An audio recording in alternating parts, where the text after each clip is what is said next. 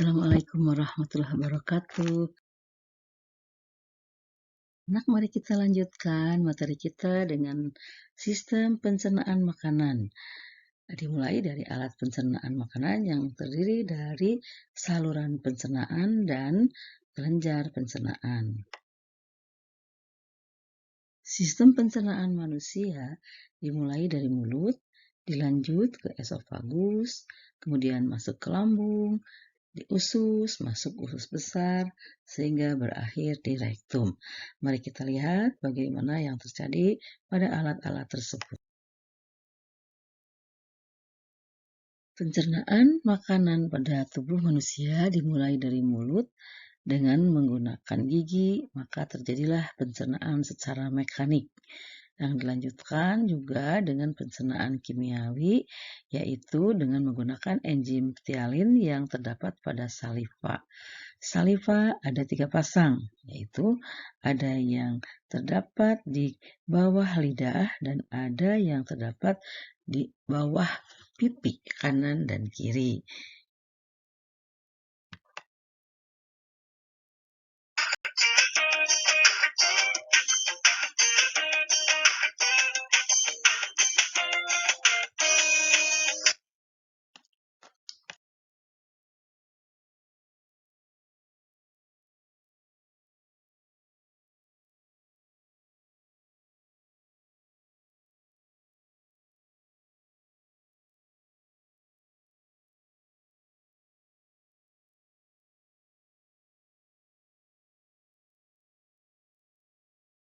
Gambar ini menunjukkan perbedaan antara gigi susu dan gigi permanen yang terdapat pada rongga mulut. Gigi susu hanya ada 20 gigi, sedangkan gigi permanen ada 32 gigi.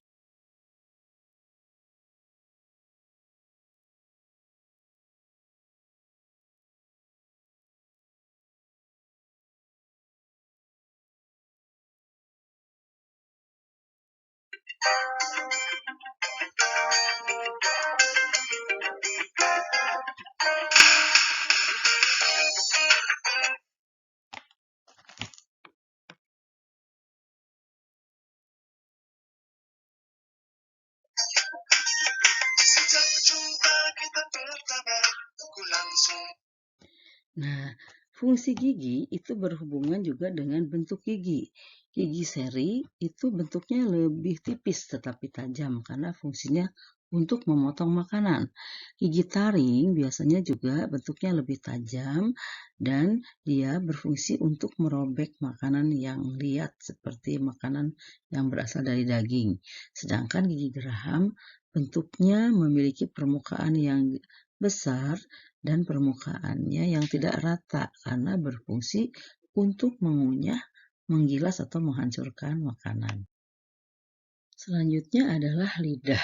Lidah merupakan alat pencernaan di dalam mulut yang diberikan pengecap rasa, di mana pengecap rasa itu merupakan ujung-ujung dari syaraf perasa pengecap rasa manis, asin, masam, dan pahit yang letaknya itu pada permukaan lidah yang berbeda-beda.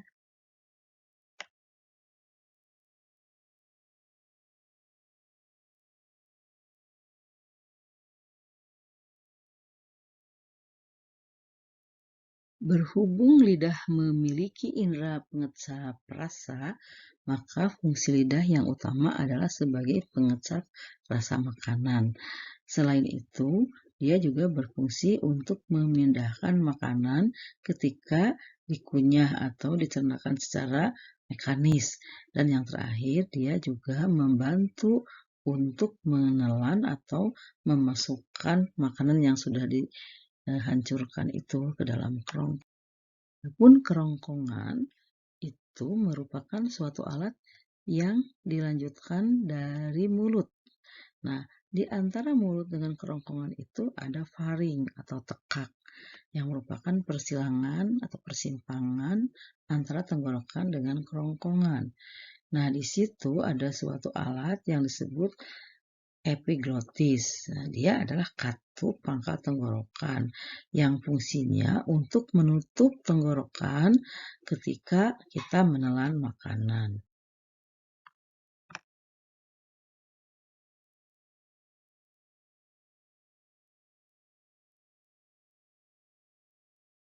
Selanjutnya, makanan yang sudah berada di kerongkongan akan menuju ke lambung karena adanya gerak peristaltik pada 2/3 bagian bawah kerongkongan. Nah, gerak peristaltik itulah yang menyebabkan makanan dari kerongkongan bisa masuk ke dalam lambung sampai akhirnya bisa masuk ke usus dan berakhir ke rektum.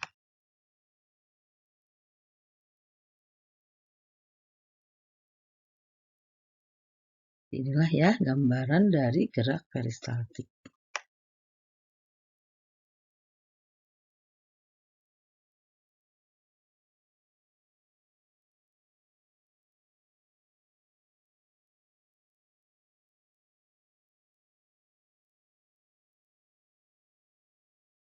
Organ selanjutnya dari sistem pencernaan makanan adalah lambung. Lambung terdiri dari 3 bagian, yaitu bagian kardiak, bagian fundus, dan bagian bawah atau filorus. Di ujung dari filorus itulah makanan nanti akan masuk ke dalam usus halus. Di dalam lambung, nanti makanan itu akan dicernakan secara kimiawi karena lambung memiliki getah yang dikeluarkan oleh dinding bagian dalam. Nah, di situ nanti akan dikeluarkan antara lain yang kita kenal dengan asam lambung atau HCl, juga ada enzim renin, ada pepsinogen, ada lendir dan juga air.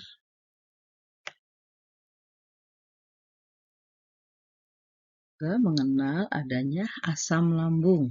Nah, asam lambung atau HCl itu fungsi utamanya adalah untuk membunuh kuman penyakit yang masuk melalui makanan.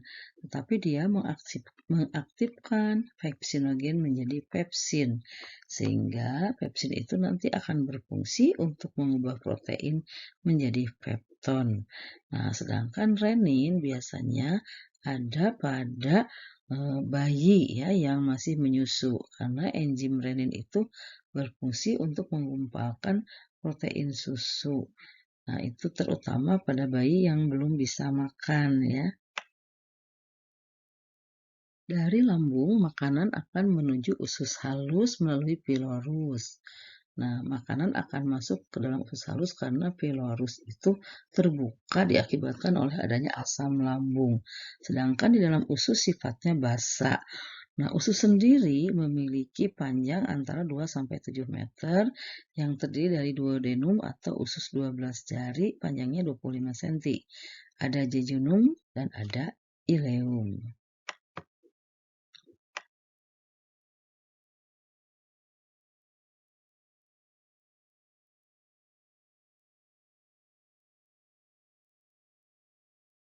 Usus halus merupakan bagian dari usus yang paling dekat dengan lambung, hati, dan pankreas, di mana dalam usus halus itu nanti akan bermuara kelenjar-kelenjar yang berasal dari hati dan dari pankreas.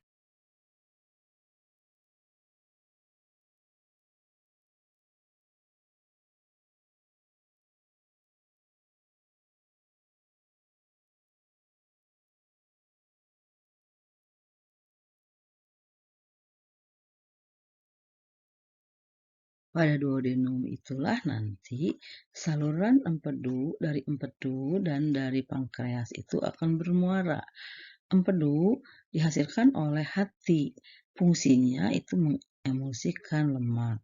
Pankreas itu menghasilkan enzim trypsinogen yang berfungsi untuk mengubah protein menjadi asam amino. Sedangkan amilase berfungsi untuk mengubah zat tepung menjadi glukosa. Serta yang terakhir, lipase. Lipase itu berfungsi untuk mengubah lemak menjadi asam lemak dan gliserol. Selanjutnya, dari usus 12 jari atau duodenum akan langsung menuju jejunum dan ileum, di mana di jejunum dan ileum ini terdapat banyak sekali vili-vili usus atau jonjot usus ya, yang fungsinya untuk memperluas permukaan agar sari-sari makanan itu terserap lebih banyak oleh pembuluh darah. Setelah makanan melalui usus halus, maka sari-sari makanan sudah terserap semuanya. Sedangkan ampas makanan akan menuju usus besar atau kolon. Dari usus besar itulah nanti akan terjadi pembusukan atau fermentasi dari sisa-sisa makanan menggunakan mikroba dalam usus ya. Dan selanjutnya sisa-sisa makanan itu akan dikeluarkan dengan cara defekasi melalui rektum dan keluar dari tubuh. Jadi, proses dalam usus besar atau kolon itu ada 3 jenis. Yang pertama reabsorpsi, yaitu proses penyerapan kembali air, garam mineral, dan vitamin simbiotik. Sedangkan pembusukan itu merupakan proses dekomposisi mikroba di mana terjadi fermentasi. Selanjutnya terjadi pengeluaran menggunakan peristaltik sehingga jadilah defekasi yang keluar melalui rektum dan menuju anus. Nah, anak-anak, secara garis besar, ringkasan pencernaan makanan secara kimia itu dimulai dari mulut, dilanjutkan lambung, dan usus halus. Di mulut, enzim yang berfungsi adalah enzim ptialin, dihasilkan oleh ludah atau saliva, bahan dasarnya amilum, dan hasilnya maltosa.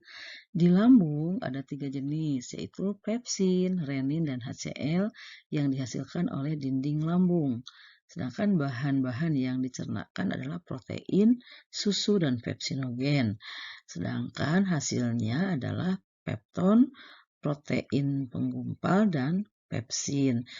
Ada juga sisa-sisa dari organisme yang mati karena dibunuh oleh HCl. Di usus halus ada 3 jenis yang dihasilkan oleh pankreas, yaitu amilase, lipase, dan tripsin untuk mengubah amilum lemak dan pepton menjadi glukosa, asam lemak dan gliserol, serta asam amino. Sedangkan dari dinding usus halus itu sendiri dikeluarkan erepsin, enterokinase, maltase, laktase, dan sakarase. Sehingga nanti pepton yang sudah dihancurkan itu akan dicernakan membentuk asam amino. Aktivasi erepsinogen dan tripsinogen menjadi erepsin dan tripsin juga terjadi di usus halus. Selanjutnya karbohidrat akan dicernakan membentuk glukosa, galaktosa, dan fruktosa. Dan lemak itu diemulsikan oleh empedu yang dihasilkan oleh hati membentuk emulsi lemak. Demikian anak-anak ya.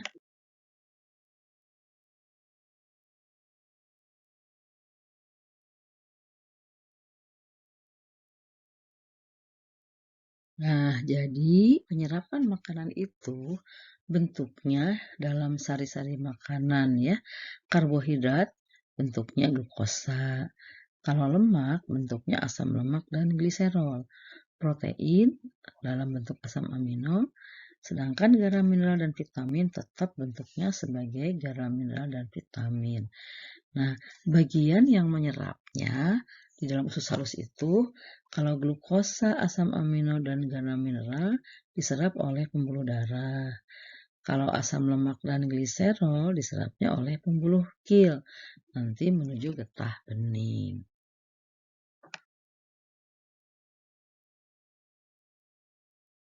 Ada beberapa kelainan pada sistem pencernaan makanan. Yang sering muncul biasanya pada anak-anak adalah parotitis, yaitu penyakit gondong atau gondongan yang disebabkan oleh virus menyerang kelenjar parotis atau kelenjar ludah yang di bagian bawah telinga. Kemudian dia akan membengkak dan membesar ya. Yang kedua itu serostomia, itu penyakit rongga mulut yang ditandai dengan berkurangnya produksi air ludah, sehingga nanti mulut akan terasa kering dan makanan yang dicernakan itu akan terganggu ya. Yang ketiga tukak lambung. Nah, tukak lambung itu menyebabkan dinding lambung di bagian dalam itu terasa pedih karena adanya luka-luka. Yang keempat, appendicitis atau infeksi usus buntu. Nah, itu biasanya kalau dibiarkan akan dapat merembet sampai ke usus besar, bahkan menyebabkan radang pada selaput rongga perut. Gangguan yang sering ditemukan juga baik pada anak-anak sampai orang dewasa yaitu diare. Nah, diare itu disebabkan adanya infeksi bakteri ataupun protozoa pada usus besar yang menyebabkan proses penyerapan air di usus besar terganggu sehingga feses menjadi encer. Nah, kalau konstipasi itu kebalikannya. Konstipasi atau sembelit itu disebabkan karena adanya gangguan penyerapan air di usus besar yang berlebihan, yang menyebabkan feses itu menjadi padat dan keras dan akhirnya sulit untuk dikeluarkan.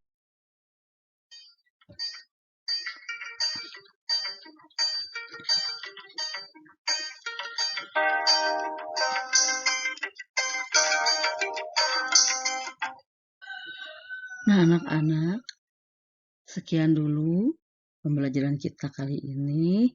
Jangan lupa untuk membuka buku-buku dari referensi yang lain ya. Tingkatkan terus literasi membacamu. Selamat beraktivitas dan terima kasih.